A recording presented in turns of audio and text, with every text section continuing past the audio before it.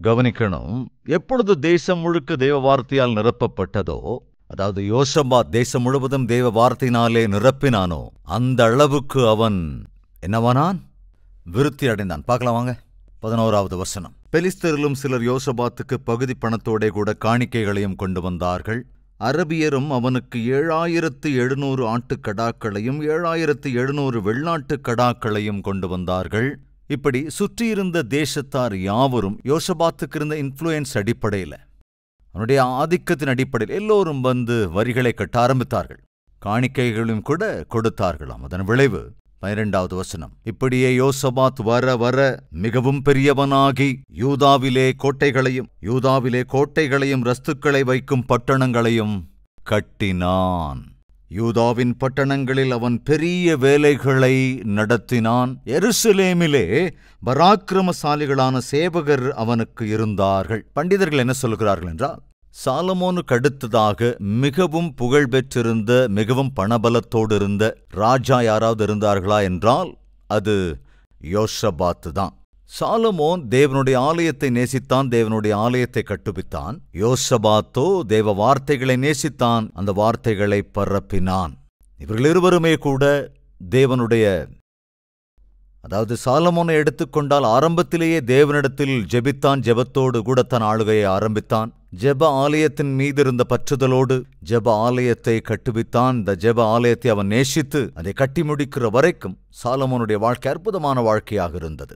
எப்பொழுது தேவனை நேசிப்பதை ஜெபிப்பதை விட்டு விட்டானோ, எப்பொழுது தேவாலயத்தின் மீது இருந்த அக்கறையிலே அலட்சியமானானோ, அவன் வாழ்க்கை வேறு விதமாகிவிட்டது. அன்பு சகோதர சகோதரிகளே, தேவனுடைய சந்நிதியை, தேவ வார்த்தையை அலட்சியம் செய்யவே செய்யாதீங்க. நமக்கு தெரியாமலேயே சாத்தான் அப்படி அலட்சியம் செய்கிறவர்கள் வாழ்க்கைக்குள் நுழைந்து விடுவான். அவர்கள் வாழ்க்கையிலே நிம்மதி சமாதானம் இல்லாமல் செய்து விடுவான்.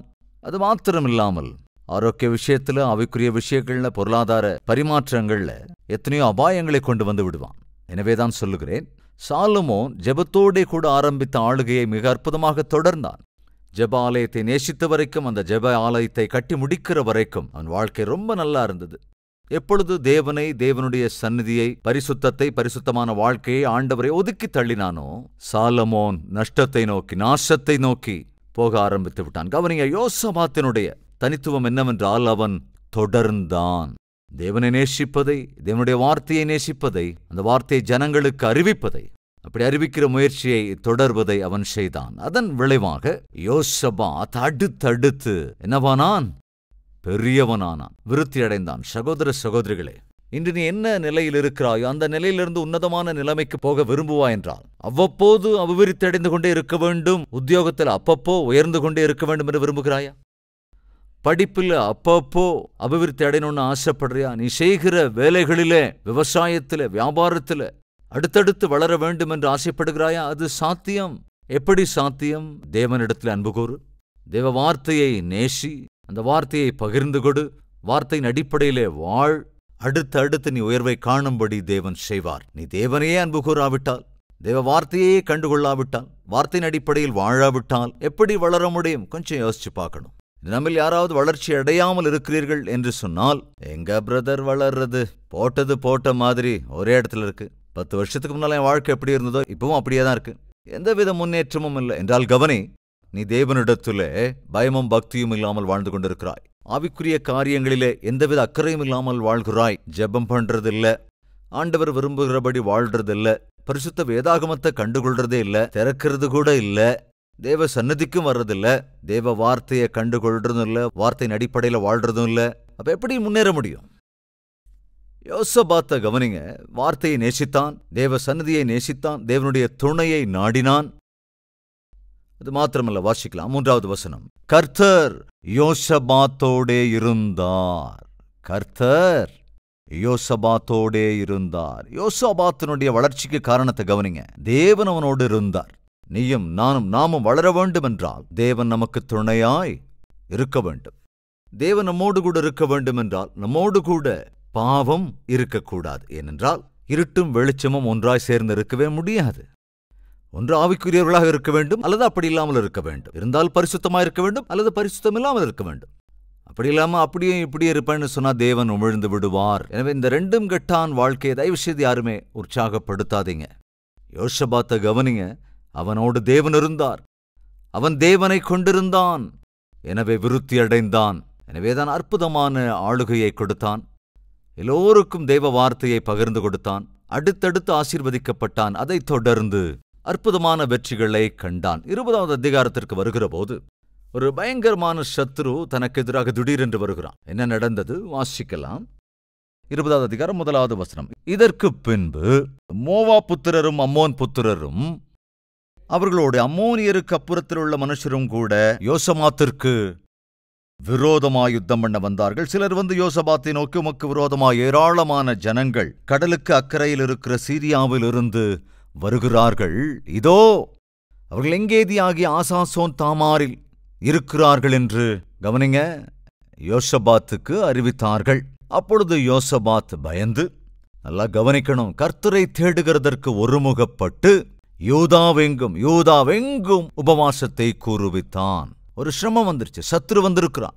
ஒரு இக்கட்டான சூழல். திடீரென்று சத்ரு வந்து தேசத்தை முற்றுகை போட முயற்சிக்கிறான். அப்ப யோசபாத் என்ன செய்கிறான்? பிரச்சனை வருகிற போது, சிரமம் வருகிற போது, சத்ரு வருகிற போது, ஆபத்து வந்த போது யோசபாத் என்ன செஞ்சான்? நல்லா கவனிங்க. தேவனாகிய கர்த்தரை நாடினான்.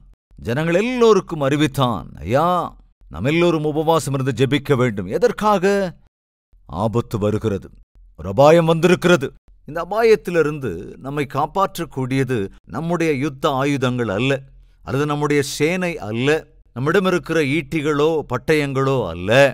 நாம் இதில் வெற்றியடைய வேண்டுமென்றால் தேவன் நம்மீது கருணை காட்ட வேண்டும். சகோதர சகோதரிகளே, உங்களுக்கு நல்ல அறிவு இருக்கலாம், ஒருவேளை நல்ல படிப்பு இருக்கலாம், நல்ல வாய் சாதுரியம் உள்ளவரா இருக்கலாம், நிறைய ஆஸ்தி இருக்கலாம், பெரிய அதிகாரம் கூட இருக்கலாம். ஆனால் தயவு செஞ்சு கவனிக்கணும், உன் வாழ்க்கைக்கு எதிராக ஒரு அபாயம் வருகிற போது, ஆபத்து வருகிற போது, பொருளாதார பிரச்சனைகள் திடீரென்று எழுந்து வருகிற போது, ஆரோக்கிய குறைவுகள் உன்னை திடீரென்று ஆட்கொள்ளுகிற போது, உன் ஆஸ்தி அந்தஸ்து எதுவுமே உனக்கு துணை இருக்காது. உன்னுடைய அறிவோ திறமையோ உனக்கு ஆரோக்கியத்தை கொடுக்கவே கொடுக்காது. யாரால் உனக்கு கருணை காட்ட முடியும்? யார் உன் பட்சமாய் நின்று உனக்கு வந்த பிரச்சனைக்கு தீர்வு தர முடியும் என்றால் உன்னை சிருஷ்டித்த தேவனால் மட்டும்தான். யோசபாத் அன்னைக்கு என்ன செஞ்சான்? உடனே எல்லாரையும் அனுப்பல, மொத்த படையும் தயாரா இருங்கன்னு சொல்லல. அவங்களுக்கு தெரியாதம்மா சேனையுடைய பவர் என்னன்னு, நாம எந்த அளவுக்கு யுத்த ஆயுதங்களை பெற்றிருக்கிறோம் அவங்களே தெரியும். இப்படியெல்லாம் கதை சொல்லலைங்க. உடனே அவன் என்ன செய்தான்? தேவனை சார்ந்து கொண்டான். என்ன செய்தான்? உபவாசம் இருந்தான். என்ன செய்தான்? ஜெபம் செய்தான். அன்பு சகோதர சகோதரிகளே, இன்னைக்கு நம்ம எல்லா விஷயங்களும் செய்கிறோம், ஆனா ஜெபம் மட்டும் பண்றதில்ல. அநேகரிடத்திலே போய் கேட்கிறோம் உதவி உதவின்னு, ஆனா ஆண்டவர்கிட்ட மாத்திரம் போய் கேட்கறதில்ல. அதுதான் உன்னுடைய வாழ்க்கையில ஒரு அடித்தட்டு நிலைக்கு தள்ளப்பட்டிருக்க ஒரே காரணம். யோசபாத் அன்று வெற்றியை சாதிக்க முக்கியமான காரணம் என்னவென்றால், வில்லையோ அம்பையோ கத்தி பட்டயத்தையோ நம்பவில்லை. இதை நம்பினான். ஆண்டவரே, நான் என் ஈட்டியையோ என்னுடைய பட்டயத்தையோ நம்பவில்லை, நான் உம்மை மாத்திரமே நம்பியிருக்கிறேன். சகோதர சகோதரிகளே, தேவனையே நம்பி தேவனையே சார்ந்தவனாக இருந்த யோசபாத் உடனே என்ன செய்கிறான்? தேவனிடத்திலே போகிறான். பார்க்கலாம் வாங்க. 12வது வசனம். எங்கள் தேவனே, அவர்களை நீர் நியாயம் தீர்க்க மாட்டீரோ? எங்களுக்கு விரோதமாக வந்த இந்த ஏராளமான கூட்டத்திற்கு முன்பாக நிற்க எங்களுக்கு பலனில்லை. நாங்கள் செய்ய வேண்டியது இன்னதென்று எங்களுக்கு தெரியவில்லை. ஆகையால் எங்கள் கண்கள் உம்மையே நோக்கிக் கொண்டிருக்கிறது. கவனிங்க, ஆண்டவர் என்ன செய்யணும்னு எங்களுக்கு தெரியவே இல்லப்பா. ஏனென்றால் எங்கள் சத்துரு எங்களை காட்டிலும் மிகுந்த பலவான். உங்கள் சேனை எங்களை காட்டிலும் மிகப்பெரிய சேனை. என்ன செய்வதென்று எங்களுக்கு ஒன்றுமே புரியவில்லை, ஒன்றும் தெரியவில்லை. நீரே எங்களுக்கு எல்லாம். எனக்கு அன்பானவர்கள், இதே போன்ற ஒரு நிலைமைக்கு நாமும் நம் வாழ்க்கையில் அநேக முறை வந்திருக்கலாம். ஒன்றுமே செய்ய முடியாத ஒரு சூழல், என்ன செய்வதென்று புரியாத ஒரு சூழல்.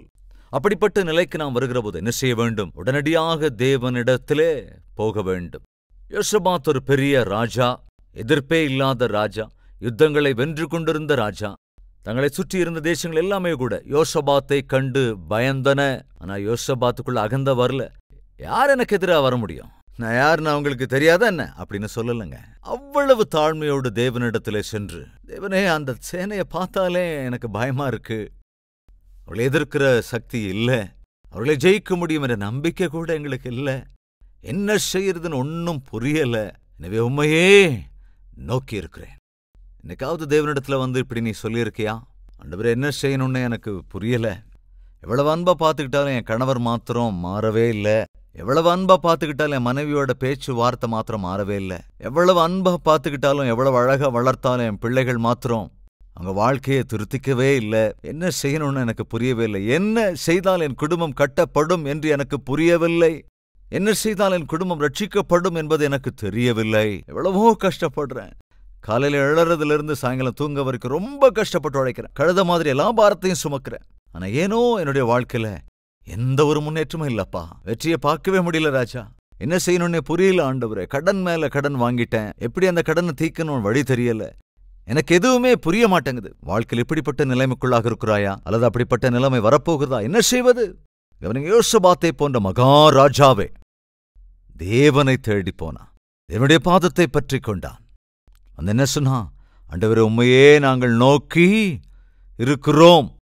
அதே 20வது அதிகாரத்தின் 19வது வசனம் வாசிக்கிறேன். கோகாத்தியரின் புத்திரரிலும் கோராகியரின் புத்திரரிலும் இருந்த லேவியர் எழுந்திருந்து இஸ்ரவேலின் தேவனாகிய கர்த்தரை மகா சத்தத்தோட கம்பீரமாய் துதித்தார்கள். அவர்கள் அதிகாலமே எழுந்திருந்து தெக்கோவாவின் வனாந்தரத்திற்கு போக புறப்பட்டார்கள். புறப்படுகையில் யோசபாத் நின்று, யூதாவே, எருசலேமின் குடிகளே, கேளுங்கள், உங்கள் தேவனாகிய கர்த்தரை நம்புங்கள். நீங்கள் நம்ப வேண்டியது உங்கள் ஆயுதங்களே அல்ல, நம்ப வேண்டியது உங்கள் பட்டயங்களே அல்ல. தயவுசெய்து நான் சொல்வதை கேளுங்கள். நாம் வெற்றியை சாதிக்க வேண்டுமென்றால், இந்த சத்துருவை மேற்கொள்ள வேண்டுமென்றால், இந்த ஆபத்து நம்மை விட்டு விலக வேண்டுமென்றால், நீங்கள் எல்லோரும் தேவனையே சார்ந்து கொள்ள வேண்டும். அவரையே முழுமையாய் நம்ப வேண்டும் என்று மறுபடியும் அங்கே அறிவிக்கிறான். தேவனாகிய கர்த்தரை நம்பினால் தான் வெற்றி. அவரை பற்றுக்கொண்டால் தான் வெற்றி. இந்த நாளிலும் நான் அதைத்தான் சொல்ல விரும்புகின்றேன். சகோதரனே, சகோதரியே, அபாயத்துக்குள்ளாக இருக்கிறாயா? ஆபத்துக்குள்ளாக இருக்கிறாயா? பொருளாதார பிரச்சனைக்குள் இருக்கிறாயா? ஆரோக்கிய குறைவிலே தவிக்கிறாயா என்றால் கவனி, எதுவாயிருந்தாலும் தீர்வு ஒன்றுதான். அது தேவனை சார்ந்து கொள்வது, அவரை சார்ந்து கொண்டு அவரை நம்புவது, தேவனை பற்றிக் கொள்ளுவது. தேவனே என்னை பாருங்கள் என்று கெஞ்சுவது, இதொன்றுதான் மார்க்கம். யோசபாத் அதைத்தான் செய்தான். தொடர்ந்து கர்த்தரை நம்புங்கள், அப்பொழுது நிலைப்படுவீர்கள் என்று எச்சரிக்கை செய்து கொண்டே இருக்கிறான். தொடர்ந்து அவன் ஜனத்தோடு ஆலோசனை பண்ணி பரிசுத்தமுள்ள மகத்துவத்தை துதிக்கவும் ஆயுதம் அணிந்தவர்களுக்கு முன்னாக நடந்து போய் கர்த்தரை துதியுங்கள், அவர் கிருபை என்றும் உள்ளதென்று கர்த்தரை பாடவும் பாடகரை நிறுத்தினான். கவனிங்க, யுத்தம் செய்கிறான். ஆனால் அந்த யுத்தத்திலே தேவன்தான் வழிநடத்த வேண்டும். அவருடைய நாமத்தை துதிக்க வேண்டும். அவருடைய நாமத்தை தொடர்ந்து கனப்படுத்த வேண்டும். தேவனே நமக்கு முன்பாக செல்ல வேண்டும். அவர்தான் இந்த யுத்தத்தை நடத்த வேண்டும் என்று நம்பினான்.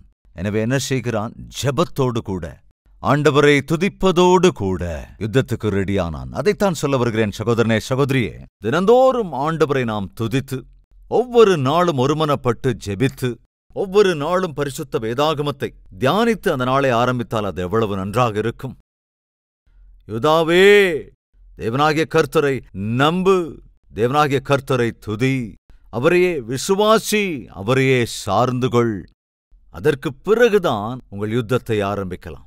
இதைத்தான் தொடர்ந்து நான் சொல்லுகிறேன். உங்கள் நாளை தேவனோடே கூட ஆரம்பியுங்கள், தேவ வார்த்தையோடு கூட ஆரம்பியுங்கள், ஜெபத்தோடு கூட ஆரம்பியுங்கள். தேவனை பாடி துதித்து ஒவ்வொரு நாளையும் ஆரம்பியுங்கள், ஒவ்வொரு வேலையையும் ஆரம்பியுங்கள், உங்களுடைய ஊழியங்களை ஆரம்பியுங்கள், உங்கள் பிரயாசங்களை ஆரம்பியுங்கள், உங்கள் பிரயாணங்களை ஆரம்பியுங்கள். அப்பொழுது என்ன நடக்கும்? தேவனே உங்கள் பட்சமாய் நின்று உங்களால் செய்ய முடியாத எல்லாவற்றையும் அவரே செய்து முழுமைப்படுத்துவார். அங்க என்ன நடந்தது? 22வது வசனம். அவர்கள் பாடி துதி செய்ய தொடங்கின போது யூதாவுக்கு விரோதமாய் வந்து பதிவிருந்த அம்மோன் புத்திரரையும் மோவாபியரையும் சேயீர் மலை தேசத்தாரையும் ஒருவருக்கு விரோதமாக ஒருவரை கர்த்தர், கவனிங்க, எழும்ப பண்ணினார். அவர்கள் வெட்டுண்டு வீழ்ந்தார்கள். நல்லா கவனிக்கணும். அற்புதமாக எழுதப்பட்டிருக்கிற, ஒருவருக்கு விரோதமாய் ஒருவர் எழுந்து வெட்டுண்டு வீழ்ந்தார்கள்.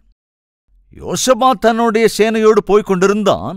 ஆனால் அந்த சேனை தேவனை துதித்து, தேவனை ஆராதித்து, தேவனை ஸ்தோத்திரம் பண்ணி, ஆண்டவரே உம்மையே நம்பியிருக்கிறோம், நீர்தான் ராஜாதி ராஜா, யுத்தத்தில் வெற்றியை அருளிச் செய்கிறவர் என்று தேவனை நம்பி அவர்கள் யுத்தத்திற்கு போனபோது தேவன் என்ன செய்கிறார்? இவர்களுக்கு எதிராக வந்த அந்த சத்துருக்கள் பார்க்க முடியாத ஒரு சேனையை அனுப்பி வைக்கிறார். அவங்களுக்கு பார்க்க முடியல. அவங்களே ஒருவருக்கொருவர் வெட்டி வீழ்ந்து போனார்கள். எவ்வளவு அற்புதம் பாருங்க. அந்த நாளிலே யோசபாத் அற்புதமான வெற்றியை சாதித்தான். ஆனா உண்மையா நீங்க சொல்லுங்க, யுத்தம் பண்ணது யாருங்க? அங்க யுத்தம் பண்ணது யாரு? அன்பு சகோதர சகோதரிகளே, இது நம்முடைய கால்வரி டெம்பிள பார்க்குறோம் இல்லையா? 52 நாள்ல இந்த ஆலயத்தை கட்டிட்டோம் அப்படின்னு நாம சொல்றோம் இல்லையா? ஆனா புரிஞ்சுக்கணும், நாம கட்டினது 20-30% தான். மீதமுள்ள 70-80% அது தேவனால் கட்டப்பட்டது. தேவன் கட்டாமல் இருந்திருந்தால் இந்த ஆலயத்தை கட்டி முடிப்பதென்பது அசாத்தியமாயிருக்கும். நம்ம முதல்ல ஒரு விஷயத்தை பார்த்தோம். அது என்னவென்றால், அவர்கள் முறியடித்தவர்களைக் காட்டிலும் கர்த்தரால் முறியடிக்கப்பட்டவர்களின் எண்ணிக்கைதான் அதிகம். நாம் செய்கிற முயற்சினால் வரும் பலனைக் காட்டிலும் நம்மோடே கூட தேவன் இருப்பதினால் வருகின்ற பிரதிபலன் என்பது அளவுக்கு அதிகமானது. எனவேதான் சொல்லுகின்றேன், அன்று யோசபாத் அற்புதமான வெற்றியை சுதந்தரித்துக் கொள்ள காரணம் என்னவென்றால், தன்னுடைய போராட்டத்தை தேவனுடைய துணையோடு அவன் ஆரம்பித்தான். அதைத்தான் சொல்லுகிறேன், நம்முடைய பணியை, நம்முடைய போராட்டங்களை, நம்முடைய பிரயாசங்களை, நம்முடைய பிரயாணங்களை, தேவ பணிவிடைகளை ஒவ்வொரு விஷயத்திலும் தேவனை கொண்டு ஆரம்பிப்போம் என்றால் எல்லாவற்றிலும் வெற்றியை காண்போம். தொடர்ந்து கவனிங்க. ஆச்சரியப்படத்தக்க அரசாட்சி, அது முதலாவது. அனைவருக்கும் தேவ வார்த்தை, அடுத்தடுத்து ஆசீர்வாதம், அற்புதமான வெற்றி. அதற்கடுத்ததாக என்னங்க? அபாயத்திற்கேதுவான சிநேகம். இவ்வளவு அற்புதமாயிருந்த யோசபாத் ஒரு தவறு செய்துவிட்டான். அந்த தவறு என்ன? அதையும் பார்க்கலாம் வாங்க. 1 ராஜாக்களின் புத்தகம் 22ஆம் அதிகாரம் முதலிலிருந்து சில வசனங்கள் வாசிக்கிறேன், கவனிங்க. சீரியருக்கும் இஸ்ரவேலருக்கும் 3 வருஷம் யுத்தமில்லாதிருந்தது. 3ஆம் வருஷத்திலே யூதாவின் ராஜாவாகிய யோசபாத் இஸ்ரவேலின் ராஜாவினிடத்திற்கு போயிருக்கும் போது 4ஆம் வசனம் யோசபாத்தை நோக்கி என்ன சொல்றான் பாருங்க. கீலேயாத்தில் உள்ள ராமோத்தின் மேல் யுத்தம் பண்ண என்னோடே கூட வருகிறீரா என்று கேட்டான்.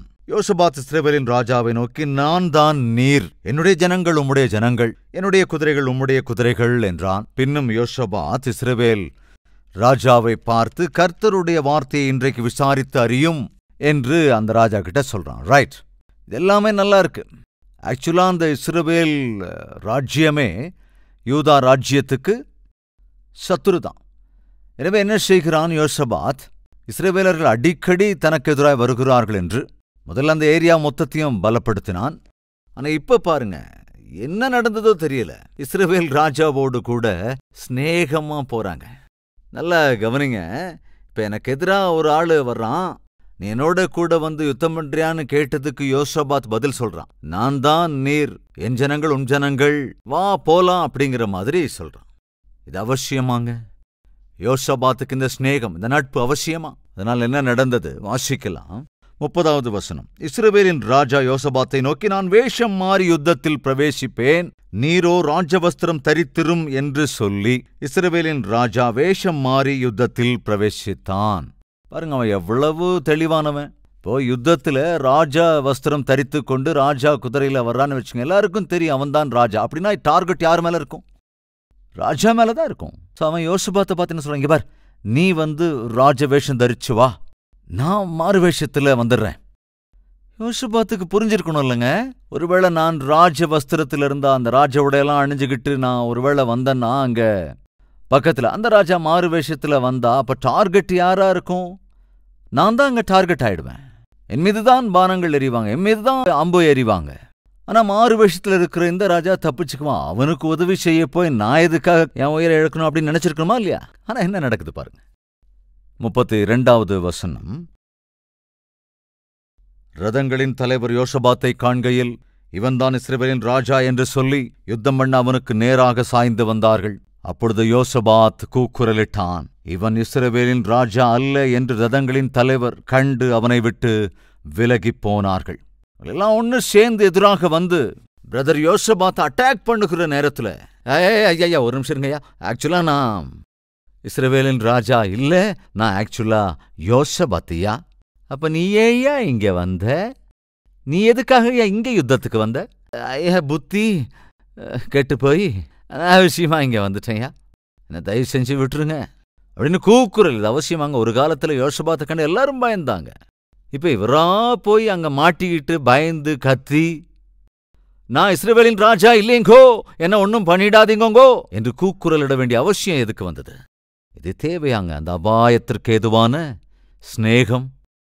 சகோதர சகோதரிகளே, புரிஞ்சுக்கணும், யோசபாத் தன்னுடைய வாழ்க்கையில இந்த ஒரு விஷயத்துல தவறு செய்தான். எந்த விஷயத்துல? ஃப்ரெண்ட்ஷிப் விஷயத்துல. தம்பிமார், தங்கைமார், இந்த ஃப்ரெண்ட்ஷிப் விஷயத்துல தவறு செய்வது பசங்களுக்கும் பெண்களுக்கும் ஒரு பெரிய பழக்கம் ஆயிடுச்சு, தவிர்க்க முடியாததாயிடுச்சு.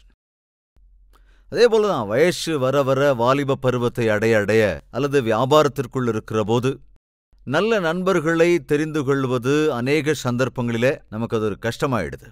ஏதோ கொஞ்ச நஞ்சம் நாம கஷ்டப்பட்டு சம்பாதிச்சதை ஒரு முதலீடு செய்யலாம் அப்படின்னு நினைச்சு கொடுக்கிற போது, நம்பி யாரோடு இணைந்து வியாபாரம் செய்கிற போது ஒரு நம்பிக்கைக்குரியவர் என்னோட பார்ட்னரா என் கூட வியாபாரத்துல இருந்தா நல்லா இருக்கும் அப்படின்னு நினைச்சு நம்பி பார்ட்னர்ஷிப்புக்கு போற அந்த பார்ட்னர் தானே உன்னுடைய வியாபாரத்தை எல்லாம் கெடுத்து போட்டுடுறாங்க, உனக்கு இல்லாம செஞ்சிடறாங்க. இவைகளை எல்லாவற்றிலும் காட்டிலும் வாழ்க்கையில் உனக்கு ஒரு பார்ட்னர் அவசியம், ஒரு கணவர் அல்லது மனைவி அவசியம். இந்த விஷயத்தில் நீ அவசரப்பட்டு யாரை உன் கணவனாக யாரை உன் மனைவியாக ஏற்றுக்கொள்ள கூடாதோ அவர்களை கணவனாய் மனைவியாய் ஏற்றுக்கொண்டு வாழ்நாள் முழுசும் கஷ்டப்பட்டுடுவ. அபாயகரமான நட்பு, அபாயத்திற்கேதுவான சிநேகம், அபாயத்திற்கேதுவான உறவுகள் நல்லது அல்லவே அல்ல. யோசபாத்தும் கூட அந்த இடத்துல தவறு செய்து விட்டான். தொடர்ந்து இன்னொரு விஷயத்தை கூட நான் வாசித்து காண்பிக்க வேண்டும் என்று விரும்புகிறேன். 2 நாளாகமம் 20ஆம் அதிகாரம் 35வது வசனம். அதற்கு பின்பு யூதாவின் ராஜாவாகிய யோசபாத் பொல்லாப்புச் செய்கிறவனான அகசியா என்னும் இஸ்ரவேலின் ராஜாவோடே என்ன பண்ணினானாம்? தோழமை பண்ணினான். கடந்த காலத்தில் எங்க தவறு செஞ்சு உயிருக்கே ஆபத்தான சூழலுக்குள் தள்ளப்பட்டானோ அது யோசபாத்துக்கு ரொம்ப நல்லா தெரியும். ஆகாப் அப்பொழுது இருந்த அந்த இஸ்ரவேலின் ராஜாக்களிலே மிகவும் மிகவும் துன்மார்க்கன். அந்த துன்மார்க்கனோடு தோழமை பாராட்டி உயிருக்கே ஆபத்தை வரவைத்துக் கொண்டான். யோசபாத்துக்கு அப்பவாவது புத்தி வந்திருக்கணுமா இல்லையா? உயிருக்கே ஆபத்து, அவர்கள் கொல்ல வந்து விட்டார்கள். அப்ப கத்தி கூப்பாடு போட்டு எப்படியோ ஒரு வழியா உயிரை காப்பாத்தினார், இல்லைன்னா உயிர் போயிருக்கும். அது தேவன் மனதுருகி யோசபாத்தை காப்பாற்றினார். சகோதரனே, சகோதரியே, யாரையோ நம்பக்கூடாதவர்களை நீ நம்பிவிட்டாய். பணம் மொத்தத்தையும் போய் அவங்க கையில கொடுத்துட்ட. உன்னுடைய சொத்து பத்திரத்தை கூட அவங்க கையில கொடுத்தாச்சு. உன்னுடைய எல்லாத்தையும் ஒப்படைச்சிட்ட. எல்லாம் காலியா போச்சு. இப்போ அது புத்தி வரணும்ல. மறுபடியும் அதே வழியில போன என்ன அர்த்தம்? வட்டிக்கு வாங்குறதுனால உனக்கு பயங்கர கஷ்டம். ஒரு தடவை அப்படி ஏதோ வாங்கிட்ட, அதனால எவ்வளவு கஷ்டங்களை பட்டேங்கிறது உனக்கு நல்லா தெரியும். மனைவிய பட்டினியா போட்ட, பிள்ளைகளுக்கு ஒழுங்கா ஆகாரம் கொடுக்க முடியல, வீட்டிலேயே உன்னால இருக்க முடியல, கடனை திருப்பி தர முடியல, வட்டியை கட்டவே முடியல. உன்னுடைய வாழ்க்கையில எவ்வளவு அழணுமோ அந்த அளவுக்கு அழுதுட்ட. எல்லாம் கொஞ்சம் அளவுக்கு ஒழுங்கானதுக்கு அப்புறம் மறுபடியும் அதே மாதிரி புத்தி கெட்டு போய் ஏதோ பெரிய பில்டிங் கட்டணும், ஒரு பெரிய வீடை வாங்கணும், அல்லது ஏதோ கார் வாங்கணும், இப்படி எதையோ செய்யணும்னு சொல்லி மறுபடியும் வட்டிக்கு கடன் வாங்கினா சரியாது. கொஞ்சம் யோசிச்சுப்பாரு. ஒரு தடவை நீ தெரிஞ்சுக்கிட்ட வட்டிக்கு வாங்கி எவ்வளவு கஷ்டப்பட்ட, மறுபடியும் அதே மாதிரி செஞ்ச என்ன அர்த்தம்? இன்னைக்கு யோசித்து பாரு என் சகோதரனே, சகோதரி, உன் வாழ்க்கையில கடந்த காலத்தில் செய்த தவறு என்னவோ அதே தவறால எவ்வளவு நஷ்டத்தை சந்தித்தாய். மறுபடியும் அதே தவற செய்ய முயற்சி செய்யறியா? ஜாக்கிரதை, இன்னும் தீராத நஷ்டத்துக்கு வழிவகுத்து விடும். யோசபாத் முதல்ல ஆகாபோடு நட்பு பாராட்டினான். உயிருக்கே ஆபத்து வந்தது. அப்போது புத்தி வந்திருக்கணுமா இல்லையா? மறுபடியும் இப்ப அகஸ்யா என்கிற ஒரு துன்மார்க்கன், மிகவும் துன்மார்க்கமாக ஆளுகை செய்கிற, அரசாட்சி செய்து கொண்டிருக்கிற ஒரு ஆட்சியாளன், அவனோடு தோழமை பாராட்டினான். அவசியமாங்க இது யோசபாத்துக்கு. தெரிந்தே உன்னுடைய வாழ்க்கையை நஷ்டத்துக்கு தள்ளுகிற, கஷ்டத்துக்கு ஆளாக்குகிற, உன் குடும்பத்தை நாசமாக்குகிற, குடும்பத்தை சந்திசிரிக்க வைக்கிற யாருக்கும் வாழ்க்கையில இடமே கொடுத்துறாதீங்க. அது ஆபத்து. ஒரு தீர்க்கதரிசி வந்து சொன்னான், யோசபாத்தினிடத்திலே சொல்லுகிறான், நீ ஒரு பாவியோடு கூட பார்ட்னர்ஷிப் வைத்துக் கொண்டிருப்பதினாலே நீ செய்கிற உன் முயற்சிகளை எல்லாம் தேவன் முறியடித்து விடுவார். உன்னால் வெற்றியை சாதிக்க முடியாது. என்ன நடந்தது? தீர்க்கதரிசி சொல்றான், அந்த கப்பல்கள் உடைந்து போயிற்று, அவர்கள் தர்ஷீஷுக்கு போகக்கூடாமல் போயிற்று. என்ன நடந்ததா? தவறான தோழமை, தவறான ஃப்ரெண்ட்ஷிப் அங்கே உடைந்து போனது. அதுதாங்க நடக்கும். தேவ சித்தத்துக்கு விரோதமாக நாம் முடிவுகளை எடுக்கிற போது, தேவ சித்தத்துக்கு விரோதமாக நாம் தோழமைகளை ஏற்படுத்தும் போது, புறப்படாத உறவுகளை, பந்தங்களை நாம் சேர்த்து கொண்டால், வியாபாரமோ அல்லது வேறு எதை செய்தாலும் கூட கடைசியில் அதனால் நஷ்டம் மட்டுமே உண்டாகும். யோசபாத்தருடைய வாழ்க்கையில நஷ்டத்தின் மேல் நஷ்டம். அவனுடைய முயற்சிகள் உடைந்து போயிற்று. தோற்று போனான். எப்ப தோற்று போறான் பாருங்க. ஒரு பொல்லாங்கனோடு தோழமை பாராட்டி தோற்று போனான். இந்த சகோதர சகோதரிகளே, இன்று நமக்கு இந்த பாடம் ரொம்ப ரொம்ப அவசியம். நாம் தேவனோடு பார்ட்னர்ஷிப் வைத்துக் கொள்ள வேண்டும். தேவனோடு தோழமை பாராட்ட வேண்டும். அவரையே சிநேகிதனாக, அவரையே பார்ட்னராக நாம் என்ன செய்தாலும் சரி. கவனிங்க, முதல்ல யோசபாத் யுத்தத்துக்கு போன போது அந்த யுத்தத்தையே தேவனுடைய கரங்களிலே கொடுத்து விட்டான். நீர்தான் ஆண்டவரே எனக்கு ராஜாதி ராஜா, நீர்தான் எங்கள் சேனைகளுக்கு அதிபதி, எங்கள் பட்சமாய் யுத்தம் செய்யக்கூடியவர் என்று தேவனுக்கு முதலிடம் கொடுத்து யுத்தம் செய்ததினாலே அந்த யுத்தங்களிலே வெற்றியை சாதித்தான். ஆனால் இந்த வியாபாரத்தில் தேவனுக்கு பார்ட்னர்ஷிப் இல்லை. இந்த கப்பல் வியாபாரத்தில் தேவனுக்கு இடம் இல்லை. அதனால் என்னவானான்? தோற்றுப்போனான். நண்பு சகோதர சகோதரிகளே, தேவனுக்கு உன்னுடைய வாழ்க்கையில, உன்னுடைய வியாபாரத்தில், நீ செய்கிற காரியங்களிலே இடமில்லாமல் போகும் என்றால், ஒருவேளை அது உனக்கு அங்கீகாரமானதாய் ஆசீர்வாதகரமாய் இருப்பதைப் போல தோன்றலாம், தற்காலிக மகிழ்ச்சியை கூட தரலாம். ஆனால் அதன் முடிவுக்கு வருகிற போது தேவன் இல்லாமல் செய்த பணி வெறுமையாக மாறிவிடும், வியாகுலத்தை தான் தரும். அப்படி ஒரு சூழல் வராமல் இருக்க வேண்டுமானால் நீ உன் வாழ்க்கையில தேவன் இல்லாத, தேவன் வராத இடங்களுக்கு நீ போகக்கூடாது, எந்த பணிகளையும் கூட செய்யக்கூடாது. யோசபாத் ஆச்சரியப்படத்தக்க அரசாட்சியை கொடுத்தான். அனைவருக்கும் தேவ வார்த்தையை கிட்டச் செய்தான். அடுத்து ஆசீர்வாதங்களை கண்டான். அற்புதமான வெற்றிகளை சுதந்தரித்துக் கொண்டான். ஆனால் கடைசியில் அனாவசியமான தோழமைக்கு ஆளாகி அபாயத்தை அவனே வருவித்துக் கொண்டான். அது மாத்திரமன்றி தனக்கிருந்த தான் எடுத்த முயற்சிகள் எல்லாவற்றையும் வீணாக்கிவிட்டான். இப்படிப்பட்ட ஒரு நிலை நம்முடைய வாழ்க்கையிலும் வராமல் இருக்க வேண்டுமென்றால் கிறிஸ்துவை நம்முடைய பார்ட்னராக்கிக் கொள்ள வேண்டும். வாருங்கள், பிரார்த்தனை செய்யலாம். எல்லோரும் ஒருமனப்பட்டவர்களாய் ஜெபத்திலே பங்கெடுக்கலாம்.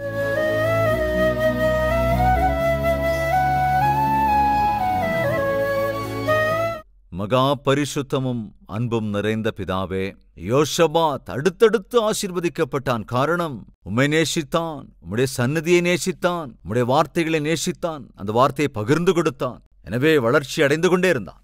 அப்படிப்பட்ட கிருபை எங்களுக்கும் அருளும்படி ஜெபிக்கிறோம் அப்பா. எந்தவித முன்னேற்றமும் இல்லாத வாழ்க்கையோடு அநேகர் இருக்கிறார்கள். எவ்வளவு கடினமாய் உழைத்தாலும் பிரயாசப்பட்டாலும் அதற்கேற்ற பலனை காண முடியாதவர்கள் அநேகர் உண்டு. ஆண்டவரே, நீர் கண்ணோக்கி பாருங்க. அப்படிப்பட்டவர்களை ஆசீர்வதிங்க. உடைய ஆசீர்வாதத்தால் நிரப்புங்க. அவர்கள் குடும்பத்தின் மீது ஆசீர்வாதத்தை அருளுங்க. அவர்கள் வேலைகளை ஆசீர்வதிங்க ராஜா. அவர்கள் உத்தியோகத்தை ஆசீர்வதிங்கப்பா. அவர்கள் செய்யும் விவசாயத்தை, வியாபாரத்தை வளர்ச்சியடைய செய்து, ஆண்டவரை விருத்தியடைய பண்ணி, குடும்பத்தை உம்முடைய ஆசீர்வாதத்தால் நிரப்புங்கப்பா.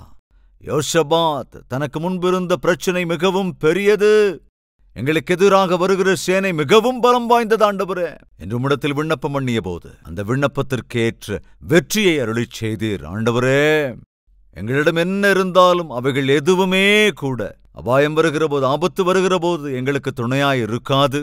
நீர் ஒருவர் மாத்திரமே எங்களுக்கு சகாயம் பண்ணக்கூடியவர். உம்முடைய கைகளால் எங்களை ஏந்திக் கொள்ளுங்கப்பா. எங்கள் குடும்பங்களை காத்தருளுங்க ராஜா. எங்கள் பிள்ளைகள் உம்முடைய சட்டைகளுக்குள்ளாக வைத்து நீரே துணையாயிருந்து அபாயத்திற்கு ஏதுவான தோழமைகள் ஒரு நாளும் எங்கள் வாழ்விலே இடம்பெற்று விடாதபடிக்கு, தீங்குக்கு ஏதுவான நட்புகள், உறவுகள் எங்கள் வாழ்க்கைக்குள் வராதபடிக்கு நீரே எங்களை வேலையடைத்து காக்க வேண்டும் என்றும் என்னையும் எங்களையும் உம்முடைய கரங்களுக்குள் அர்ப்பணித்து இயேசு கிறிஸ்துவின் நாமத்தில் ஜெபிக்கிறோம் பிதாவே. ஆமேன். பிதா, குமாரன், பரிசுத்த ஆவி ஆகிய திரியேக தேவனின் அளவற்ற ஆசீர்வாதம் சதா காலங்களிலும் உங்கள் அனைவரோடும் இருப்பதாக. ஆமேன்.